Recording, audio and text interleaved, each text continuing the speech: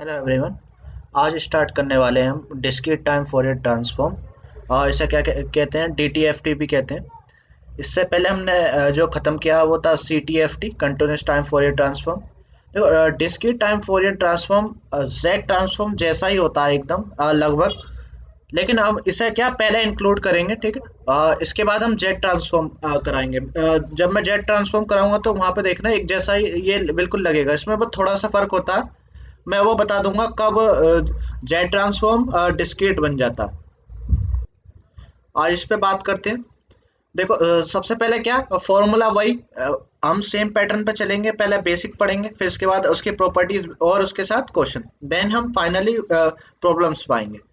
तो इसका जो फॉर्मूला है कैसे निकालते हैं हम, इसका जो एक्स एन, जैसे वहां पे लिखते थे ना एक्स ऑफ जे ओमेगा, तो यहाँ पे क्या लिखते हैं डिस्क्रीट टाइम फोरियर ट्रांसफॉर्म में, उस इसी चीज को लिखते हैं एक्स ऑफ ई की पावर जे ओमेगा, ठीक है। कंटिन्यूस टाइम में क्या लिखते थे, एक्स ऑफ जे ओमेगा या एक्स ऑफ ओमेगा। यहाँ पे क्या लिखते हैं एक्स ऑफ ई की पावर जे ओमेगा। तो इसका फॉर्मूला क्या होता है, अब ये डिस्क्रीट है तो इसमें इंटीग्रेशन तो आएगा नहीं, इसमें क्या आएगा, सम आएगा, ठीक है। क्या आएगा, समीशन। और समीशन की limit again minus infinity to plus infinity. और यहाँ पे वो function, discrete function X of N, इसके साथ एक फैक्टर आ जाता है जैसे वहां पे होता था ई की पावर जे ओमेगा एन, ठीक है। तो ये इसका फॉर्मूला होता है। अब यहाँ पे समझो क्या क्या चीज इसमें मैंने इंक्लूड की है। यहाँ पे इस चीज का मतलब क्या क्या है, ये जो एक्स ऑफ एन है, हम इस वाले फॉर्मूले को कब यूज करेंगे, जब एक्स ऑफ एन क्या हो हमारा, ए पीरियोडिक हो।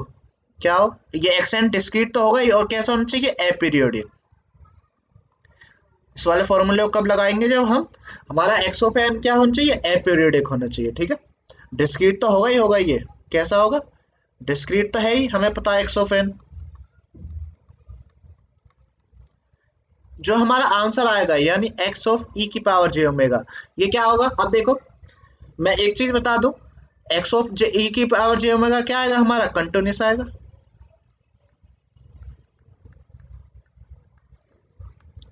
ठीक है। और दूसरा क्या आएगा, ये पीरियोडिक आएगा। मैं इसको याद करने का एक तरीका बता देता हूँ, कैसे इसको याद करते हैं।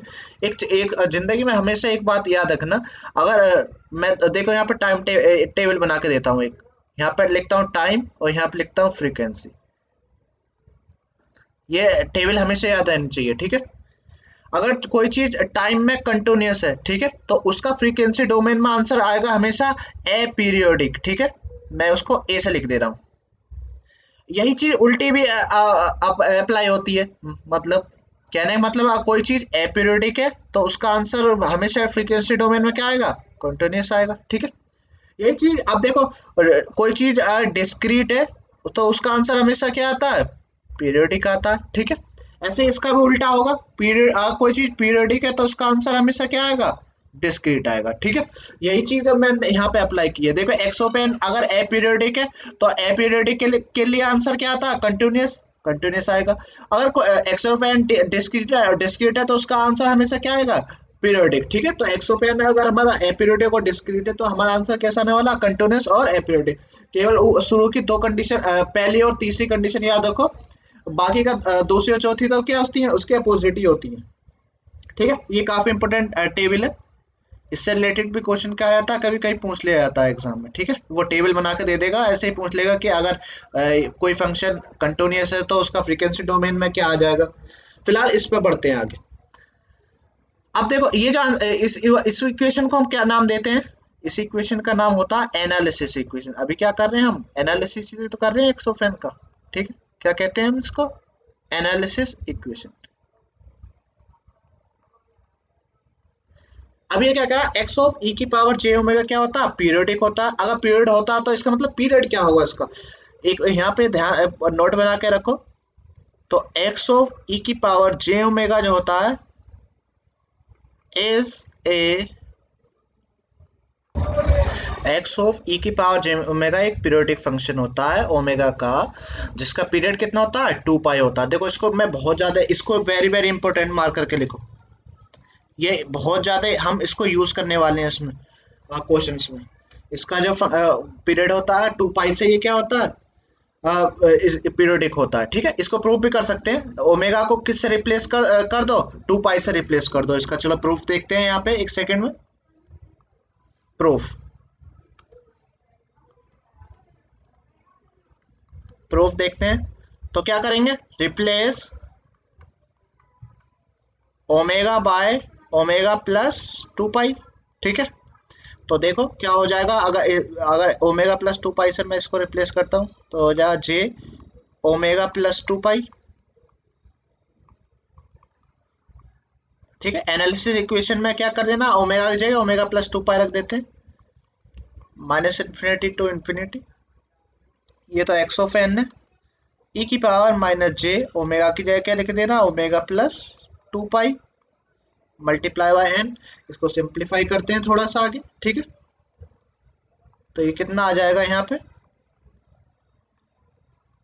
Minus infinity to plus infinity X of N, N के अंदर मल्टीप्लाई कर लो, ई की पावर जे ओमेगा एन हो जाएगा, माइनस जे 2 पाई एन हो जाएगा, ठीक है। इसको अलग अलग कर लेते हैं, पावर है तो कितना आ जाएगा हमारा, N equals to minus infinity to plus infinity X of N. इसको मैं अलग अलग लिख सकता हूँ, पावर बेस सेम है तो हमारा, ई की पावर माइनस जे 2 पाई एन की वैल्यू क्या होगी हमेशा, इस वाले फैक्टर की वैल्यू बताओ, ये याद होनी चाहिए, ठीक है। इसको मैं कैसे लिख सकता हूँ,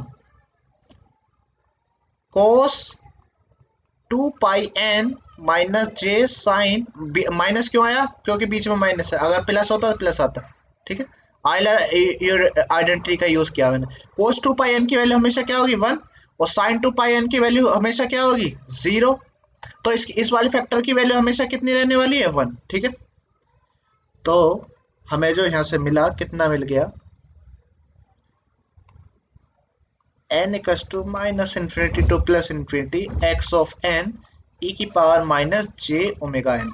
ये किसकी वैल्यू है, जो हमारा ओरिजिनल फंक्शन था। तो यानी ई की पावर जे ओमेगा प्लस 2 पाई वो किसके इक्वल आया, एक्स ऑफ ई की पावर जे ओमेगा के, ठीक है। तो ये हो गया इसका प्रूफ। देखो ई के फंक्शन क्या है, ये 2 पाई से क्या हमारा पीरियोडिक है, ठीक है। ये था इसका प्रूफ। आगे बढ़ते हैं, ठीक है। यहाँ तक समझ आया होगी बात। अभी तक क्या क्या हमने पढ़ा यहाँ तक, सबसे पहले हमने फॉर्मूला देखा कैसे उसका DTFT निकालना, ठीक है। जो DTFT निकलेगा उसका एक्स ऑफ ई की पावर जे ओमेगा वो लेंगे, ठीक है। एक्स ऑफ एन जब अपीरियोडिक होगा तभी इस वाले फॉर्मूले को लगाना है, ठीक है। इसे एनालिसिस इक्वेशन कहते हैं। यहाँ पे मैंने एक टेबल बनवाई, अगर कोई चीज टाइम में कंटिन्यूस है तो उसका आंसर हमेशा क्या आएगा, अपीरियोडिक आएगा, ठीक है। यही चीज उल्टी भी अप्लाई होती है, अपीरियोडिक है तो कंटिन्यूस आएगा, डिस्क्रीट है तो पीरियोडिक आएगा, पीरियोडिक है तो डिस्क्रीट आएगा, ठीक है। यही काम हमने यहाँ पे किया, ठीक है।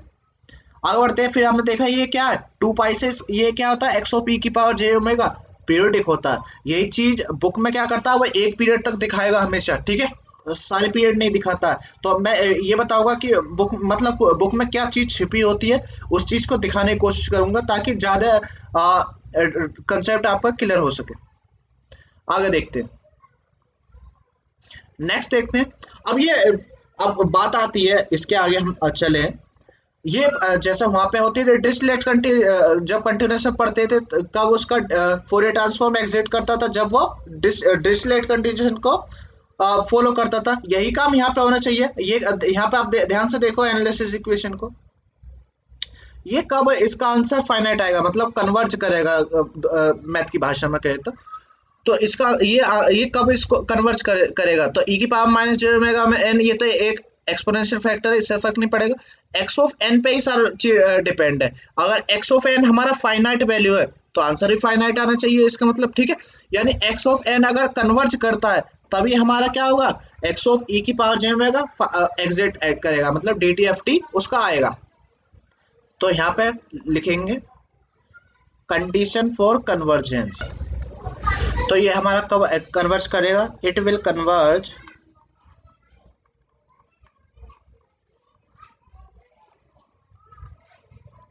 अगर एक्स एन क्या हो हमारा, बाउंडेड सिग्नल होना चाहिए, ठीक है। बाउंडेड का है यानी एब्सोल्यूट समेबल होना चाहिए। एक्स ऑफ एन कैसा होना चाहिए, एब्सोल्युटली समेबल, ठीक है, इस चीज का मतलब क्या है, एब्सोल्युटली समेबल। वहां पे एब्सोल्युटली इंटीग्रल होता था, क्योंकि यहाँ पे समेबल है तो क्या बोलेंगे, एब्सोल्युटली समेबल होना चाहिए। ठीक है, या फिर और उस वो क्या होना चाहिए, एक्स ऑफ एन के क्या होना चाहिए, फाइनाइट एनर्जी होनी चाहिए। फाइनाइट एनर्जी का मतलब क्या हो गया, उसका स्क्वायर कर दो। क्या कर दो, उसका स्क्वायर कर दो। उसकी वैल्यू क्या होनी चाहिए, इनफाइनाइट से कम, यानी फाइनाइट एनर्जी होनी चाहिए उसकी। ठीक है, तब उसका एग्जिट कर जाएगा। आगे बढ़ते हैं। यहाँ ये इसकी कन्वर्जेंस कंडीशन थी। अभी मैंने बताया डीएफटी जब अपीरियोडिक आ जाए। अब पीरियोडिक आ गया तब क्या होगा, एक्स ऑफ एन, तब क्या फॉर्मूला यूज करेंगे। ठीक है, तो अब देखते हैं, जब एक्स ऑफ एन क्या हो हमारा, पीरियोडिक आ जाए, तब उसका फॉर्मूला क्या यूज करना। तो उसका फॉर्मूला क्या हो जाएगा, एक्स ऑफ ए की पावर जे ओमेगा हो जाएगा, किसके लिए, जब एक्स ऑफ एन मेरा क्या है, एक्स ऑफ एन जब मेरा पीरियोडिक है। ठीक है, तो उसके लिए फॉर्मूला बन जाएगा हमारा वही जो हम पढ़ते थे, जो हमने डी टी एफ एस पढ़ा था। ठीक है, डिस्क्रीट टाइम फॉरियर ट्रांसफॉर्म। तो उसका फॉर्मूला बन जाता है 2 पाई ए के या सी के, लिख लो जो भी है। ठीक है, ए के सी के दोनों पढ़ाए थे मैंने, delta omega minus omega naught. ठीक है, तो इसका फॉरियर ट्रांसफॉर्म होगा ये, अगर मेरा एक्स एफ एन क्या है, मेरा पीरियोडिक है। ठीक है, तो किसके लिए, जब हमारा क्या आ जाए, एक्स ऑफ एन क्या होना चाहिए इस कंडीशन में, पीरियोडिक। डिस्क्रीट तो है ही वो। ठीक है, पीरियोडिक प्लस डिस्क्रीट, डिस्क्रीट तो है ही, एक्स ऑफ एन एन आ रहा है उसमें। ठीक है, तब इस फॉर्मूले का यूज करेंगे। तो इसमें देखो क्या क्या चीज है, एक तो ए के दिख रहा है, ए के क्या है, Fourier transform coefficient, sorry Fourier series coefficient. तो इसकी वैल्यू होती है वेयर, ए की वैल्यू भी तो पता होनी चाहिए, कैसे निकालेंगे, जो फॉर्मूला वहां पे यूज किया था सेम यही पे वही लगाना हमें। ठीक है, वेरी वेरी इंपॉर्टेंट, मार्क करके लिखो इसको, और बहुत आसानी से मैं इसको बताने वाला हूँ। तो हमारा ये कितना हो जाएगा इसका आंसर, यहाँ पे देखो, इसका निकालने का फॉर्मूला होता था 1/n। ठीक है, 1/n बाहर निकालते थे, समीशन n इक्वल्स टू 0 से लेते थे, और कहां तक लेते थे, एक कम सैंपल तक। एक्स ऑफ एन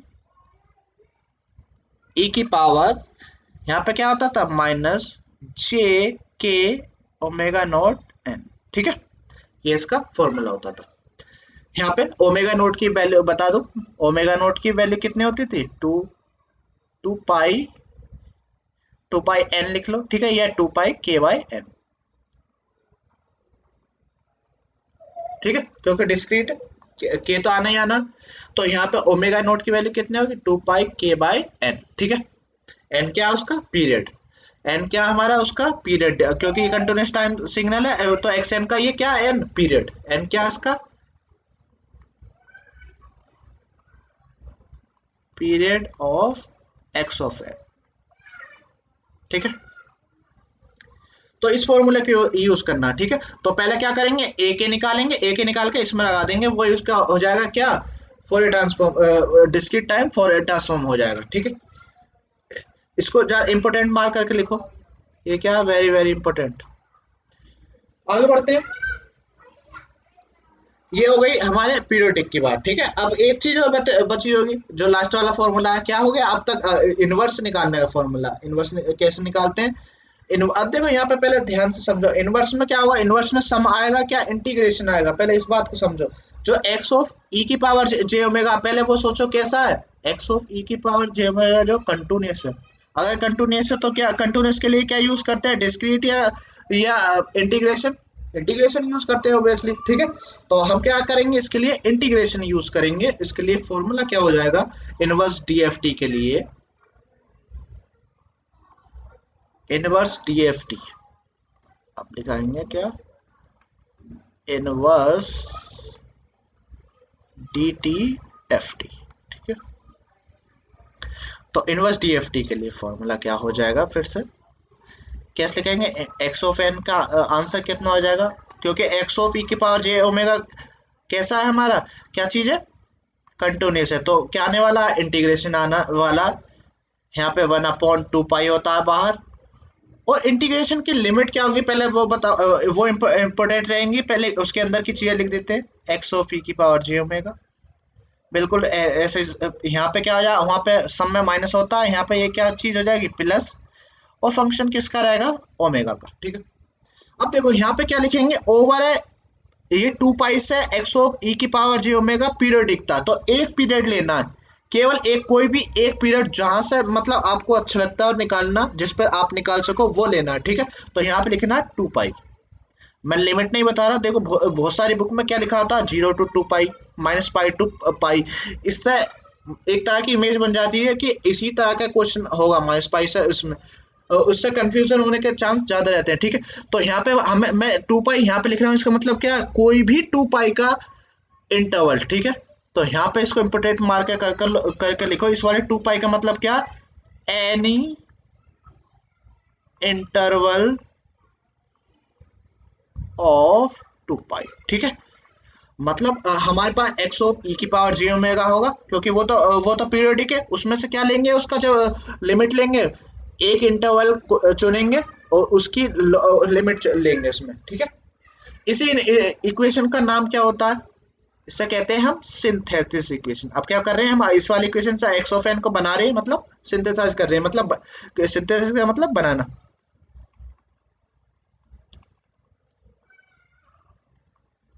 ठीक है। तो ये सारे बस फॉर्मूले, देखो पहला फॉर्मूला क्या, ध्यान से याद करो, पहला वाला फॉर्मूला जब हमारा सिग्नल डिस्क्रीट तो हम पढ़ी नहीं, जब अपीरियोडिक हो, ठीक है। अगर अपीरियोडिक है तो पहला वाला फॉर्मूला लगाना, ये फॉर्मूला याद रखने हैं सबको, पहला फॉर्मूला लगाएंगे ये होगा, तो इसका 2 पाई से ये क्या होता है, कंटिन्यूस, वो होता है पीरियोडिक, ठीक है। अगर सिग्नल हमारा कैसा कंटिन्यूस भी हो और वो अपीरियोडिक के लिए था, आपका कंटिन्यूस हो, सॉरी डिस्क्रीट हो और पीरियोडिक हो, और डिस्क्रीट और पीरियोडिक आ गया तो फॉर्मूला लगाएंगे ये एक्स ऑफ ई की power j omega is equal to k equal to minus infinity to infinity 2 pi a k delta omega minus omega naught. A k क्या हमारा, discrete time Fourier D T F S, discrete time Fourier series coefficient, ठीक है। ये हम पढ़ चुके हैं पहले भी, इसमें निकालने में कोई दिक्कत नहीं होनी चाहिए मुझे लगता है। आगे देखो, ये याद रखना, देखो इससे मैं क्वेश्चन कराऊंगा कुछ आगे इससे रिलेटेड, ठीक है। उसके बाद क्या, इनवर्स की रह जाती है एक फॉर्मूला, क्योंकि एक्स ऑफ ई की पावर जे ओमेगा कंटिन्यूस था हमारा, तो हम क्या लेंगे, इंटीग्रेशन यूज करेंगे। यहाँ पे ई की पावर जे ओमेगा एन, जैसे सी टी एफ टी में होता था, यहाँ पे भी वहाँ पे प्लस होता था, यहाँ पे प्लस होने वाला, ठीक है। 1/2 पाई इसमें बाहर रहेगा औरों की तरह, और इसमें लिमिट लेने वाले हम क्या लेने वाले हैं, 2 पाई लेने वाले हैं। कंटिन्यूस में माइनस इन्फिनिटी प्लस इन्फिनिटी लेते थे, ये बात ध्यान, ये डिफरेंस है इसमें, ठीक है। क्योंकि वहाँ पे एक्स ऑफ जे ओमेगा जो होता था क्या होता था, कंटिन्यूस होता था और नॉन पीरियोडिक होता था। यहाँ पे पीरियोडिक आ गया, तो पीरियोडिक जब भी कोई चीज आएगी तो एक ही पीरियड पे बात करेंगे, ठीक है। तो ये था इसका बेसिक, ठीक है। ये 3 फॉर्मूले ध्यान रखना, एक पहला अपीरियोडिक के लिए, दूसरा पीरियोडिक के लिए, और तीसरा उसका इनवर्स निकालने के लिए। ये तीनों फॉर्मूले याद रखने, इन्हीं पे बेस्ड हम पहले कुछ क्वेश्चन करेंगे, फिर प्रॉपर्टीज पे जाएंगे, प्रॉपर्टीज के साथ साथ एक एक क्वेश्चन भी करते चलेंगे, एक एक दो दो, उसके बाद फिर हम मेन क्वेश्चन पाएंगे। इसी तरीके से पढ़ना भी चाहिए, ठीक है, एक साथ ज्यादा वो नहीं करना चाहिए। आई होप आप लोगों को समझ आया होगा। फिलहाल इस वीडियो में इतना ही। ओके, थैंक यू, मिलते हैं नेक्स्ट वीडियो में और नेक्स्ट प्रॉब्लम के साथ।